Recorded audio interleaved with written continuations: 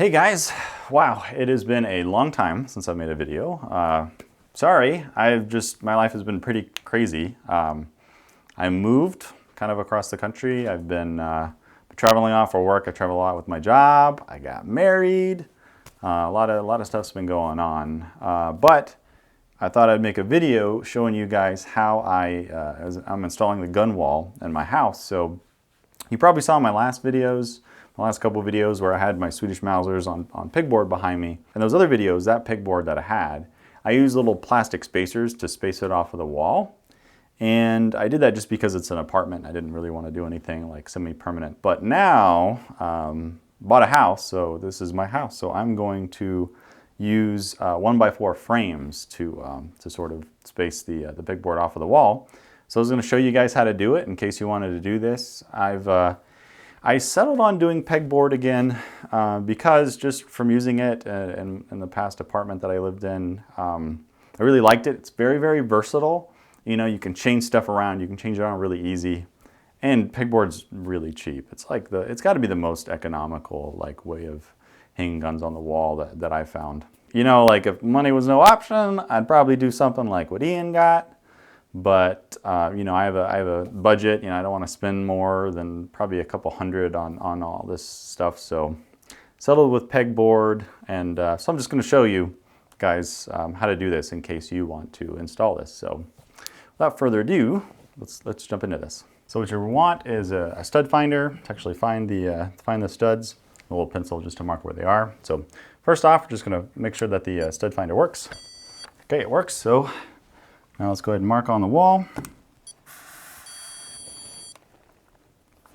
where the stud is. And you're just gonna basically just keep doing that. You're gonna mark along the wall where each stud is, and that's important for where you're gonna put your 1x4 frames. What I have here is 6 foot long, it's a little bit over 6 feet, 6 foot long 1x4s. So this is to space the pegboard off the wall. And what I'm gonna do is I'm gonna actually place these horizontally along the wall here. So it's going to kind of go like this.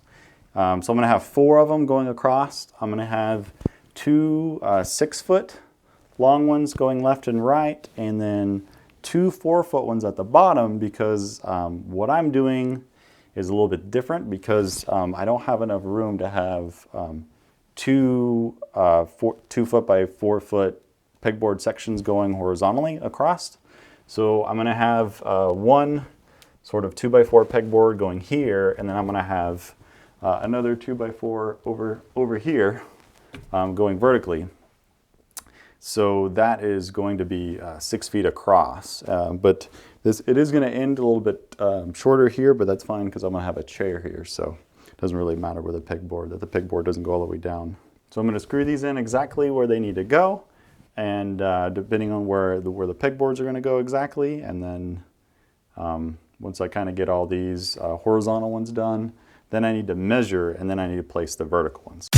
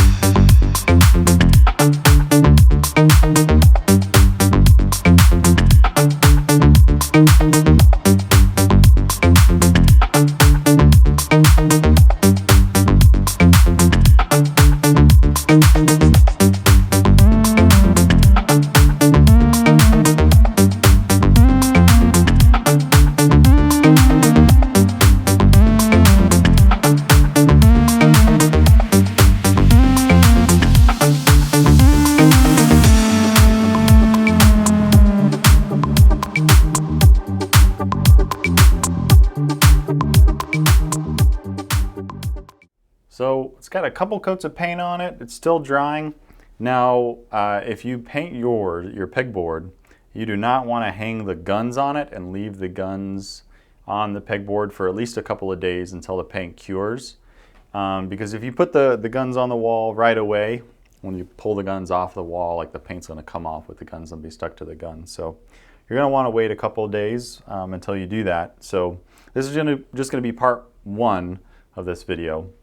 In part 2 of the video, I will show you what hooks I use to hang the guns up, and then I'll sort of just go through the process of hanging up the guns to this. Now, if you want this gun wall to either be all Swedish guns or all German guns, you're going to have to vote in the comment section on what you want me to put here. So Swedish or German Mausers. But yeah, I appreciate you watching, and I'll see you next time.